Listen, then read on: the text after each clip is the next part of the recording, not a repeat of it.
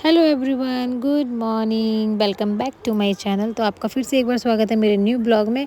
और आज की ब्लॉगिंग की स्टार्टिंग हो रही है मॉर्निंग के 11 साढ़े 11 बजे से।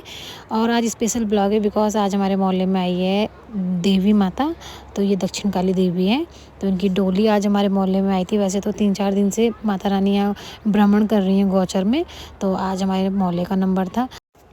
तो यहाँ पे मम्मी ने मुझे चढ़ाने के लिए प्रसाद दे दिया था। तो जब देवी देवता आते हैं ना तो यहाँ पे ऐसे ही प्रसाद चढ़ता है। तो थोड़े से फ्रूट्स वगैरह भी चढ़ते हैं पर वो जल्दी में मैं ले नहीं पाई।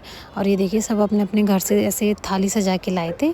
तो मैंने भी यहाँ पे ऐसे दूर से थाली रख दी थी बिकॉज़ ये जो पांडव होता है ना, 5 पांडव होते हैं तो इनके अंडर में देवी देवता होते हैं। और ये देवी देवता के अंडर में होते हैं तो इन्हें हम ना छू सकते हैं। और दूर से ही बात करते हैं, कुछ देना लेना भी होता है तो नीचे ज़मीन पर रख के देते हैं। तो ये थोड़ा गढ़वाली परंपरा है। और यहाँ पे सब बैठ गए थे। तो यहाँ पे मतलब जिनके यहाँ रुके हुए थे ना उन्होंने पहले से अरेंजमेंट कर रखा था। तो यहाँ पे फ्रूट्स वगैरह का प्रसाद था और ड्राई फ्रूट्स वगैरह का भी प्रसाद था। तो सबसे पहले जो यहाँ पे 5 पांडव थे और जो देवी देवता के साथ थे और पंडित वगैरह थे तो उनको पहले प्रसाद दिया। फिर उसके बाद जितने भी मोहल्ले के थे अपने अपने प्रसाद लेके आए थे, जिनकी इच्छा थी दर्शन करने की, तो उन सबको भी यहाँ पे प्रसाद मिला। तो मुझे भी यहाँ पे एप्पल और बनाना मिला। तो यहाँ पे फ्रूट्स को कट करके दे रखा था सबको। और फिर उसके बाद यहाँ पे ड्राई फ्रूट्स बांट रहे थे। तो यहाँ पे ड्राई फ्रूट्स में मिश्री थी, काजू बादाम थे और किशमिश थी और मखाने थे। तो सबको मिक्स कर रखा था। तो ये प्रसाद था। और यहाँ पे ना सब अभी ला ही रहे थे, माता रानी की चुनरी वुनरी सब ला रहे थे। तो यहाँ पे दक्षिण काली देवी है और एक गौचर के देवता हैं। तो जैसे होता है ना कि जैसे हमारे घर में कोई आता है तो हम उनको घुमाने के लिए लेके जाते हैं। तो ऐसे ही हमारे गौचर में काली माता आ रही है, दक्षिण काली। तो यहाँ हमारे गौचर के राउल देवता उनको पूरा भ्रमण करा रहे हैं गौचर का। तो इसीलिए अभी और टाइम यहाँ पे रहेंगी देवी माता। तो चलिए यहाँ पे उसके बाद जो छोटे छोटे बच्चे थे ना तो उनको ऐसे उछाल उछाल के प्रसाद दे रहे थे। तो वो कैच कर रहे थे। जैसे कि आजकल चैत का मंथ लगा हुआ है। तो चैत के मंथ में नवरात्रि तक देवी देवता मतलब भ्रमण करते हैं। जिन जिन भी देवी देवता का जहाँ भी मन होता है तो वो वहाँ भ्रमण करते हैं। तो दक्षिण काली तो गौचर आ रखी थी। तो आज वैसे 4-5 दिन से आ रखी थी देवी माता। अभी 4-5 दिन और रहेंगी क्योंकि वो पूरा गौचर सब भक्तों को अपना दर्शन दे के ही वो अपने स्थान के लिए चली जाएंगी। तो यहाँ पे बहुत सौभाग्य की बात थी कि हम लोगों को देवी माता के दर्शन हुए। तो चलिए यहाँ पे हमको हमारी थालियाँ मिल गई थी, बहुत से लोगों की थालियाँ एक्सचेंज भी हो गई थी। बट चलिए मेरे को तो मेरी थाली मिल गई थी, मैंने पहचान लिया था। और यहाँ पे प्रसाद में एक एक फल, येलो कलर के चावल और फूल मिले थे। तो ये सब हम घर लेके जाएंगे। और यहाँ पे ना छोटे छोटे बच्चों को छत में भेजा जा रहा था क्योंकि यहाँ पे थोड़ा सा देवी माता नृत्य करेंगी, थोड़ा सा अपना खुशी को जाहिर करेंगी। और उसके बाद वो चावल के ताड़े वाड़े मारेंगी, थोड़ा सा वो अच्छा होता है सबके लिए। तो चलिए देखिए आप सब भी।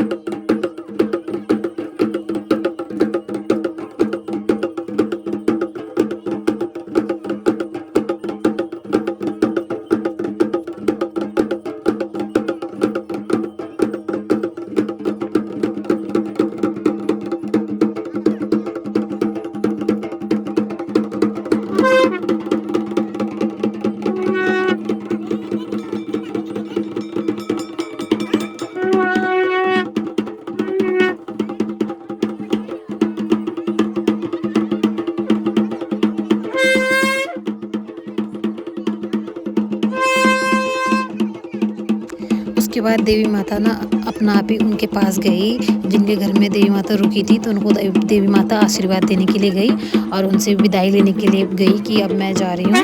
तो यहाँ पे देवी देवताओं के जाने से पहले उन्होंने हमको बोला कि आप सब निकल जाइए बाहर, क्योंकि भीड़ हो जाती है। तो फिर देवी देवताओं को मैंने आपको बताया ना कि उनको टच नहीं कर सकते ऐसे।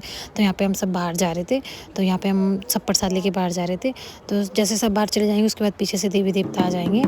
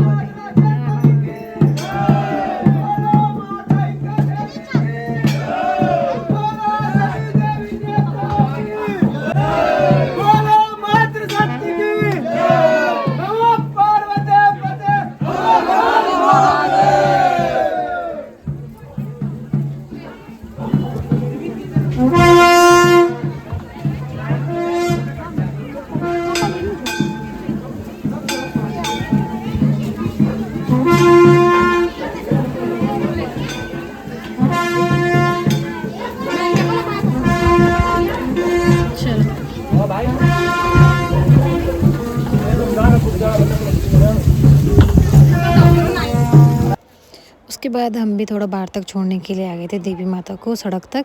तो ये देखिए यहाँ पे ना कोई पंडित जी से नंबर ले रहा था, तो देखना वो ज़मीन पे पेपर रख के दे रहा था, तो तभी पंडित जी वहाँ पे लिख के वहीं पे वो पेपर छोड़ेंगे तब वो उठा लेंगे। बिकॉज मैंने आपको बताया कि नहीं छू सकते हैं, ना छूने देते हैं वो अपना आप को, उनके ऊपर मतलब थोड़ा सा देवी देवताओं का आशीर्वाद दे रहता है और उस टाइम पॉजिटिव वाइब्स रहती है उनके ऊपर।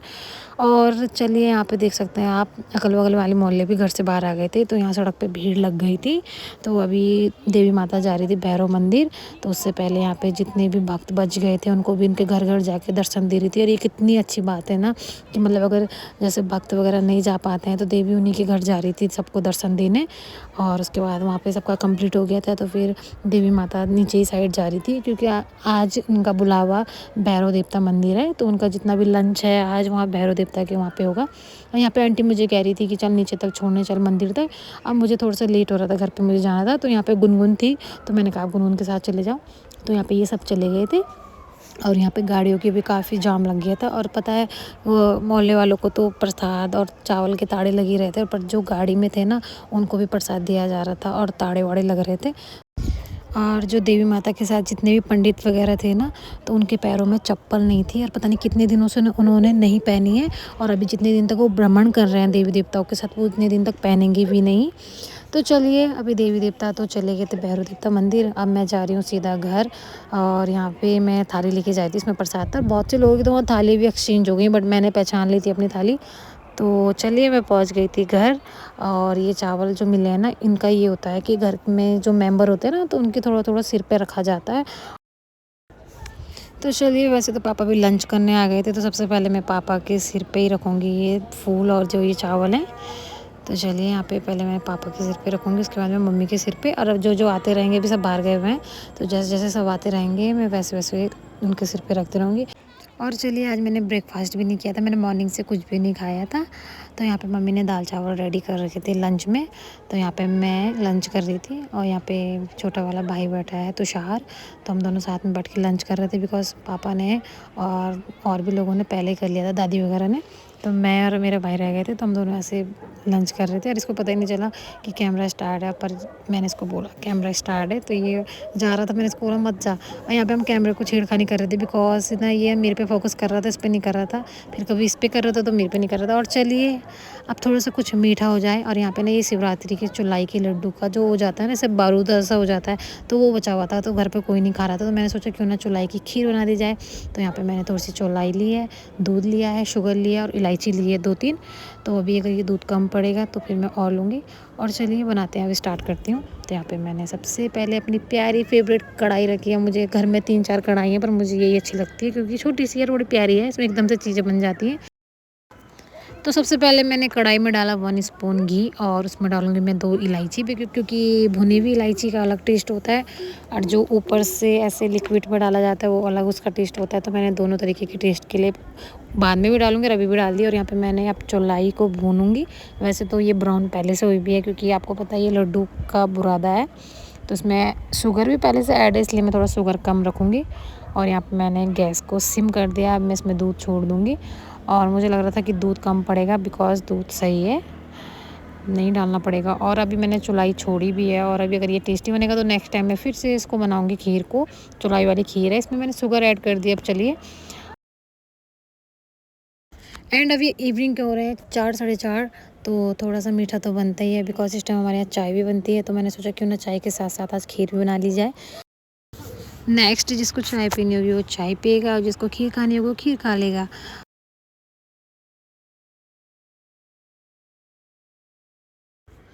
एंड एक साइड यहाँ पे बन रही थी चाय, बिकॉज़ पापा जाएंगे शॉप पे, और दादी को भी चाय जाती है इवनिंग में।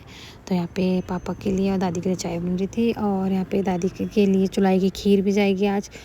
एंड मैंने भी इसमें इलायची ऐड कर दी थी। तो यहाँ पे हमारी जो चुलाई वाली खीर है वो बन के रेडी हो गई है। और ये ना, ऐसा मैंने कभी बचपन में ना मम्मी को बनाते देखा था, तो उसी हिसाब से मैंने बनाई है। कोई ज़्यादा बड़ी रेसिपी नहीं है, ना ज़्यादा टाइम लगा इसमें।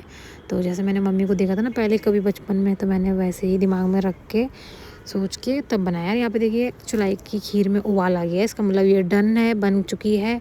और अब मैं गैस बंद कर दूँगी। और आपको एक चीज़ दिखाती हूँ। यहाँ पे ना पापा चोरी छुप के ना वो खा रहे थे, ड्राई फ्रूट्स खा रहे थे, खुद भी खा रहे थे और गोलू को भी खिला रहे थे। यहाँ पे मैंने पकड़ लिया, उनको कैमरे में कैद कर लिया।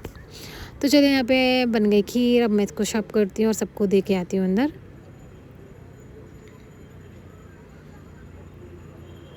तो चलिए, यहाँ पे मेरी खीर रेडी है, चलते हैं सबको दे के आते हैं। सबसे पहले देंगे पापा को। वैसे तो मैं भोग लगा देती मंदिर में, पर ये ना शिवरात्रि का थोड़ा सा ऐसा हो जाता ना कि झूठा हो गया था, तो मैंने नहीं चढ़ाया। तो यहाँ पे मैंने पापा को दे दिया। पापा थोड़ा कम ही खाएंगे, क्योंकि वो थोड़ा डायबिटीज़ के पेशेंट हैं, तो वो आधी कटोरी खाएंगे। उसके बाद यहाँ पे चल रहा था कुछ, मम्मी के फ़ोन में प्रॉब्लम आ गई थी, तो उसको सही करने पे लगे हुए थे सब। तो चलिए, आज के ब्लॉग में इतना ही था। आप लोगों को मेरा ब्लॉग पसंद आया हो तो प्लीज़ वीडियो को लाइक, कमेंट और चैनल को सब्सक्राइब कर लीजिएगा। तब तक के लिए सबको बाय बाय, ख्याल रखिएगा अपना, take care, bye bye, Radhe Radhe.